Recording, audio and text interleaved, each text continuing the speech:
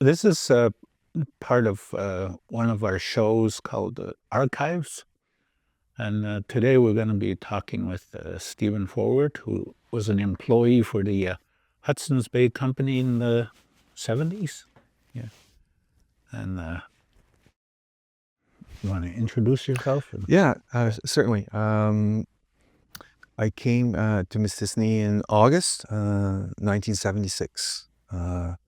And I worked for the Hudson Bay Company right up until they changed to Northern Stores, I would say. Oh, yeah. And then I switched and went to work for the competition afterwards. But it was a super interesting time. It was the last years of the fur trade, I would Yeah. say, and one of the top fur buying managers for the Hudson Bay Company and Glenn Spears. So Yeah. I got to have that experience. Oh, yeah. Yeah. Well, you didn't come with Jack. Absolutely not. No, Yeah. no. Jack was here before me. Uh-huh. I believe he came in earlier in the 70s, left to go to Montreal, but then came back probably 1974, I would suppose. Oh, okay. A few years before me, he was already back in Mistissini and working at the store. Yeah. What kind of work were you guys doing? Well, I was hired. My father owned a grocery store, a small grocery store, in Nova Scotia, in a town called Trenton, Nova Scotia. And one day, a guy came in dressed in a suit, and we thought he was a government inspector. And he asked me, he approached me when I went outside, and he said, "Would you be interested in working for the Hudson Bay Company?" The store that my father owned was very close to the Mi'kmaq Reserve of Pictou Landing. So they tended to recruit from people who were already working with First Nations or Indigenous peoples. Yeah. So I suppose it would sort of lessen the acclimation to working with people when you got in more remote areas. So, and he gave me a week to decide. And when he came back from Sydney, Nova Scotia, I told him, sure, I'll give it a try. So that's kind of how I got recruited, I would say. Yeah. And what did you do? I was a grocery manager when I first came. Yeah, Oh, I was okay. grocery manager until we moved to the new store. Not the one beside the lake, but the one up in the community proper. And there I worked on the dry goods side. Yeah. Did they have meat? Were they selling meat in the beginning? Yeah. Well, in the old store down by the lake, Yeah. which I believe I was there about 2 years. The first year, and then the second year they were building the new store up in the village. Okay. They had a freezer there, two freezers, Okay. but they sold, remember, chicken legs, minute steak, hamburger meat, and pork chops, and whole chickens, but all frozen. Like nothing was fresh. Yeah. Yeah, and produce you would get it in once a week by truck, with Emile Chiquette. I can remember Emile Chiquette was the transport company. But on Monday when the truck would come in after work, it was very busy at the store, and like things like apples and oranges, they would be gone. Basically, you would be able to have them for a couple of days, and then the rest of the week you didn't have them, you know. So Yeah. You were open Monday to Saturday? actually, no, we had some trucks on Mondays, but Tuesday to Saturday, we always closed on Sunday and Monday. Okay. Yeah, which was great because my wife was a teacher, of course. So Yeah. I had Monday. We would go out on skidoo. We would do ice fishing. We would do fishing. We would, it was kind of the recreation day. Go fishing too. Yeah, I went with Spears. Glenn Spears fishing up to Chalifer River and over to Mindunick. Caught a beautiful speckle with him at the Chalifer River. Yeah. And I didn't dress warm enough, and he warned me, but I suppose it's a rite of passage, you know. It's one thing about working in the north. Yeah. You learn your lesson the hard way, but you never forget it. When did they move? Like, what year? I honestly, probably 78, I suppose. Sometime in 78, I remember. Moved to the northern? Yeah. Yeah. Well, it would still be Hudson Bay then, you know? Yeah. Oh, yeah. Yeah. And I believe around in 1982, I went across the street and worked with Meacham. Meacham Grocery Store, which is owned by my sister-in-law, right? Was Jack already there? Yeah, he had moved. He had moved over there not long before me. I think Beverly bought the store from Murray Neposh. Yeah. Remember Murray Neposh? I believe sometime around '82, if memory serves me correctly. 6 months after they were there, or around 6 months, I left Hudson Bay and moved over.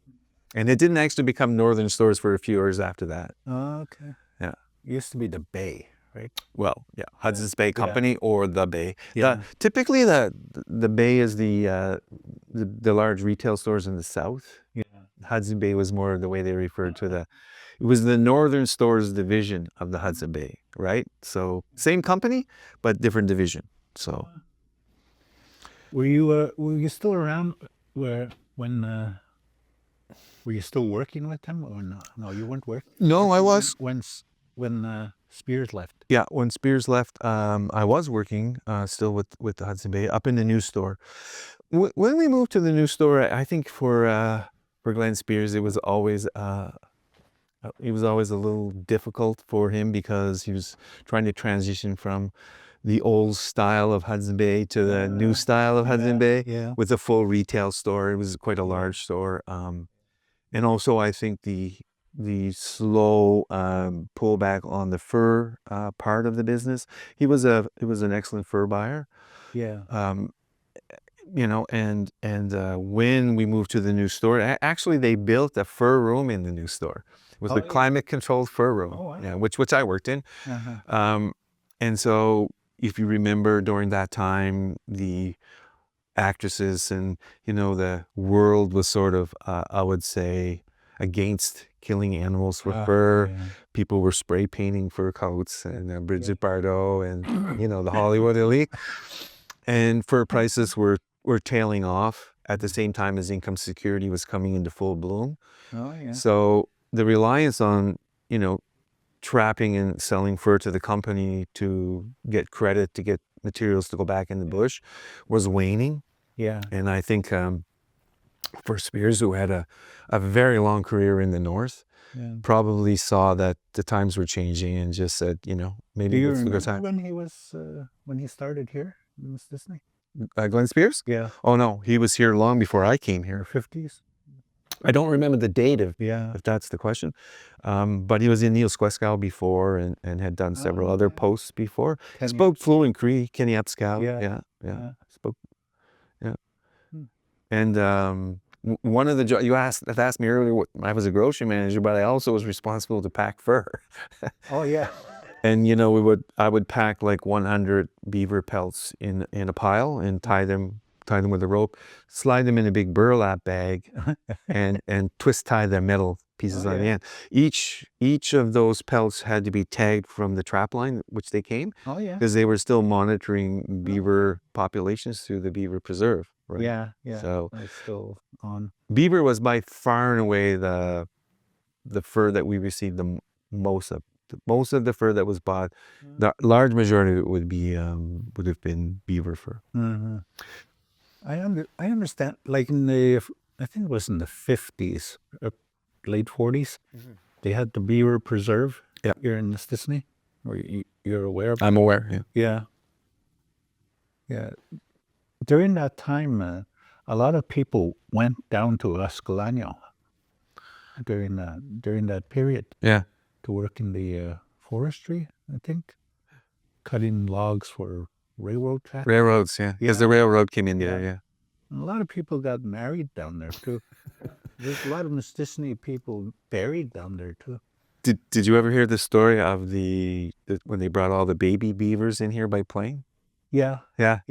And a lot of the older people here went down to the dock, and of course they would be very, very curious, and it would be quite a topic of this discussion. I wasn't here then, but I've heard the story many times, and the old people were saying, like, you have to take them out of the cage, and so they tied them with a rope and tied them to the dock so the beavers could swim around. So they thought they might not make it if they were left in the cages. So it's kind of funny story, but I saw a lot of fur the first few years I was here. In terms of the fur, what type of fur were brought in? I guess Almost. Beaver was the number one. Yeah. I packed so many of those. But basically everything pretty much mink. This was a fair amount of mink. I would say martens too as well. Everything right down to weasels, ermine, you know, the white ones. They would turn them inside out, and muskrat. During the springtime we would get so many muskrat, and they always had like a particular smell to them as well. Because my girlfriend used to say, "Oh man, you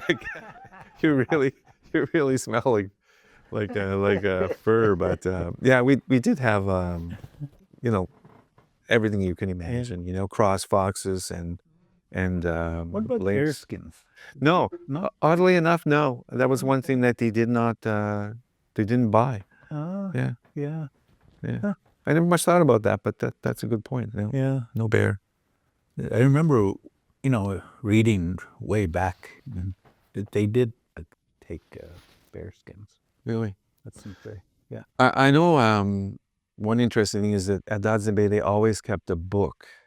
And they would pass that on. If a new manager came in, they would hand them the book, which was basically the story of every hunter and every trap line in the territory. So for Mistissini would be, you know, the name of the trapper, if he's a good trapper or not, if the quality of his fur is good, and some guidelines on what you would pay for his fur during different times of the season. Of course, midwinter fur would be better, you know, and it would have a premium. So, and I always remember Spears telling me that the Nichuan fur was always the best. And in particular, Sam Rabbitskin was the one that I mean, the price that was paid, he would be paying out the top prices. Were there like more types of fur in certain areas?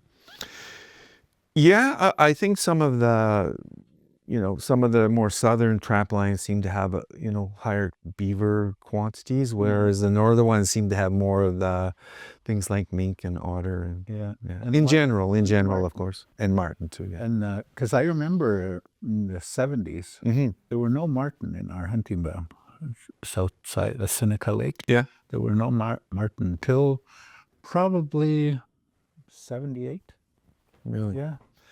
I had a book that my brother-in-law gave me before the James Bay Agreement was signed. They did studies on harvesting of everything from geese and all the fur-bearing animals. It was really quite interesting. The quantities were really, really surprising, like how much fur people were really harvesting. And if you think about it, before income security, you had to trap fur and sell it back to the company to get credit at the store to resupply to go back in the bush. Yeah. Right? So if you wanted to buy a new rifle, for example, you would have to have a good season, right? You'd have to have a very good season, right? So in a way, survival depended on being good at what you do, right? So, but how was Spears in the matter? You know, well, credit and I mean, help people out. I think the Hudson Bay played a role for more than a few hundred years, I guess, in the territory. Yeah. And I think it was probably overall a good thing to have a store here. But there is also a sense that you're tied to that store, right? Yeah. That you're not an independent person because you have to rely on, the honesty of the manager or the price of the fur. Yeah. And, furs are cyclical in their pricing. When it's very popular in fashion, the price goes high, and when it's less popular or when somebody's spray painting the fur coats, it goes down. So I do think that for me, I have an enormous amount of respect for the work that he did here. I think he was a very respected person, and I think he did his best, to help people out. Right. But he also was a manager. Somebody didn't have a good season. Yeah. Oh yeah. I think there was always some space for that in what they did. Yeah. I remember my dad talking about Emmett. Yeah. Also, he did that. He did. Yeah. Even if somebody didn't have a good season, he still sent them food and stuff. There's this. Let them charge. Yeah, I think there's somewhat of a difference in the two scenarios in a way. One is a private fur trader who owns his own business and makes his own decisions, and one is more the corporate fur trader who has the responsibility to produce the profits for the company. And make no mistake about it, the Hudson Bay Company was a for-profit company, right?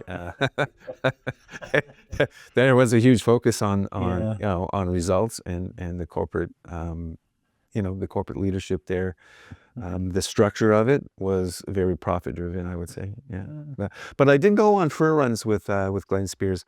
I was kind of like the shoe boy or the errand boy, you know. It wasn't glamorous, so much glamorous, but I look back on it and I'm thinking it was an amazing amazing opportunity to spend, you know, a couple of days flying around in all the northern trap lines and seeing the process of how when you would land, people would run to the plane. They would be so happy to see the plane and to get new supplies and to get, you know, some. You'd leave out all the stuff. But Everybody was dressed in the best clothes they had. They would have fresh boughs and they would spread out a nice tablecloth. And Spears would always bring a box of like cookies, like sweet cookies or candies. He would always like treat all the kids in the camp, and they were it was a very respectful exchange of things, you know. So I remember that. 2 occasions when Spears flew in. I experienced that, you know. Yes. That was really something. Well, you have to remember too, in those days, like when people would go in the bush, they didn't have the ability to communicate the way they do today. They did have radios, but you know, it was hit and miss. You couldn't, it wasn't a reliable means of communications. And sometimes they would have to pass messages on to a close camp who would then relay that to a further camp, you know. So before he was going in the bush, he would always like try to communicate with the camps. What do you need, you know? And did people tell them where they were going to be living for the winter? Yes, before everybody, before they left. So you'd have a list. Oh, okay. But I think habitually they didn't really change a lot. So maybe if an area wasn't productive for hunting or trapping, they might make a move. Of course, I think they did move at the end of a season, right? So not always the winter camp was the spring camp, right? They would change a little bit. But he always knew. He had a map on his wall with all the camps marked. So he always knew where he was going. But he didn't fly to every camp. I remember my dad saying that, like, we used to have to bring all our fur to a certain camp. I mean, I think it would have been probably impossible to do every camp, and especially winter weather, and you can't fly. But I do, in particular, I remember landing in Hecla Lake, which was the swallow camp, not too far from when the diamond mine was built up north here. And I do remember thinking, like, it might have been the first camp that I stopped at with him, and I was so shocked, you know, because I guess my impression was that when he would land there, was just like, I don't know how people can do this, how they can live on land like this in this frozen and remote territory, right? But when I got there and I got inside that really beautiful lodge, that tent, it was so comfortable and so nice. I'm like, I didn't really want to go back in the airplane. I said, I think I could do this. I think I could stay here, you know? So I think, you know, the ability of the people here to adapt to the elements and to be comfortable in their surroundings it was amazing. And I'll be honest with you, I think they loved it. They loved it. So nobody seemed sad about being where they were. Everybody was happy. They were happy to see the plane. They were happy to get new stuff. But but it wasn't. There was no sense to me that this was anything but, you know, an enjoyable way of life. Did he ever tell you stories about any of his experiences? He did tell. He would sit at night sometimes and talk about stories and stuff like that. For sure. Plane, any accident? Oh yeah, for sure. Close calls, as they say in the bush piloting industry, the sucker holes. You know, you think it's going to get clear, and you go up and you end up in a storm, and you know landings, and of course I believe it was a DC-3 that landed up the lake here one time on a crash landing. Talked a lot about that too as well, and and different stories, you know, over all of his experiences and, you know, how it had changed for him. Because at one point he would have been snowshoeing, he would have been out like traveling that way. And then when the planes came into the situation, it had changed quite a bit, you know. And so I think he had seen a lot of change over his tenure, you know. He probably worked a long time. I'm not sure exactly when he started, but I would not be at all surprised to say that he had a 50-year career, you know.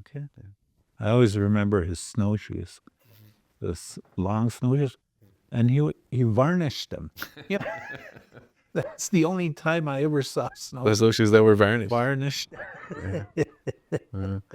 I know when he left, the day that he left, he told me he was going out to BC. Oh, He was going to do prospecting. He loved to prospect. Oh, yeah. He was a and his dogs. yeah. He had all the equipment for that, and so he was just going to. He had bought a place up in the mountains, and he was just going to go prospecting. You know, like Wow. one thing he did tell me was to buy Northern Telecom shares. Oh, He liked to dabble a little bit in the market, but yeah. Okay, my name is John Philip Bosum. This is one of the segments we're doing about the archives, we call it, about the Hudson's Bay Company. Hi, and I'm Steve Forward. Doing an episode today with John on the Hudson Bay Company, and this is from the archives.